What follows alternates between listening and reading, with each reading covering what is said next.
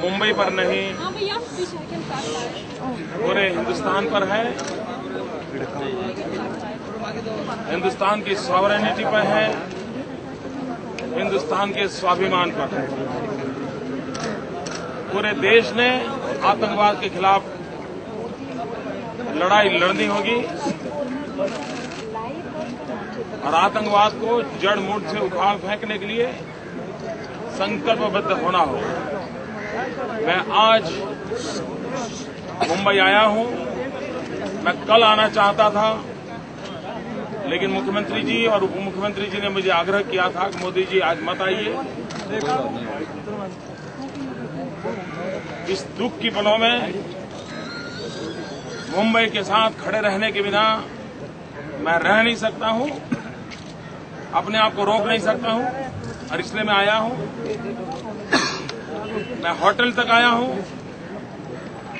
मैंने पुलिस को ये भी आग्रह किया कि मैं कार में बैठकर के अंदर चक्कर लगाना चाहता हूं, मुझे इजाजत नहीं मिली।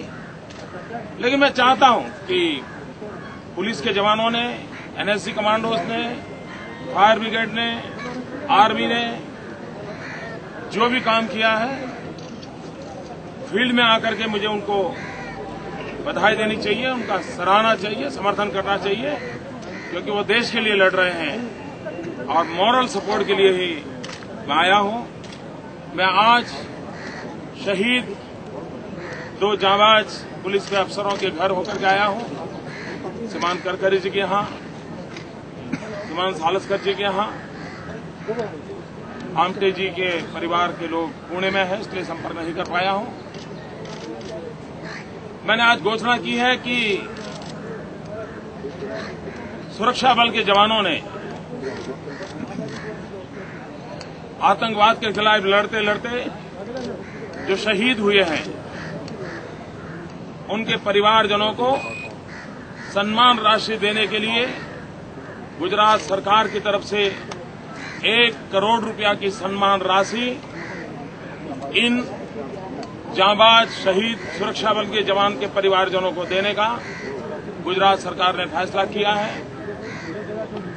कल प्रधानमंत्री जी का राष्ट्र के नाम जो संदेश था, कल मैंने भी मीडिया का माध्यम से अपनी भावनाओं को प्रकट किया था, लेकिन देश को प्रधानमंत्री से बहुत कुछ अपेक्षाएं थी। कल राष्ट्र के नाम उनका संदेश निराशाजनक रहा। पहली बार पाकिस्तान ने समुद्री मार्ग से आतंकवाद के ऑपरेशन का कारण बना है। यूएन कन्वेंशन के हिसाब से भारत और पाकिस्तान ने सिग्नेटरी साइन किया हुआ है कि भारत और पाकिस्तान समुद्र का, सीमा का और शस्त्रों का उपयोग एक दूसरे के लिए खिलाफ न करेंगे, न करने देंगे। लेकिन कल जो हुआ है, ये साफ दिखाता है कि यूएन कन्वेंशन का पाकिस्तान ने सरेआम भंग किया है। मुझे विश्वास है कि केंद्र की सरकार डिप्लोमेटिक लेवल पर भी विश्व के अंदर पड़ोसी देश के यहां चल रही इस आतंकवादी प्रवृत्ति और भारत पर हमला करने की इस प्रवृत्ति के संबंध में आवाज उठाएगी और कदम उठाएगी। 1 साल पहले नेशनल सिक्योरिटी की जो मीटिंग होती है मुख्यमंत्रियों की, उस समय मैंने विस्तार से एक विषय मीटिंग में रखा था और मैंने कहा था कि गुजरात में से जो मछुआरों को पाकिस्तान की मरीन पुलिस पकड़ के ले जाती है, पाकिस्तान की पुलिस, मरीन पुलिस पहले तो मछुआरों को ले जाती थी, जेल में बंद करती थी, लेकिन बोट दे देती थी। अभी वहां की मरीन पुलिस हमारी बोटों को रख लेती है।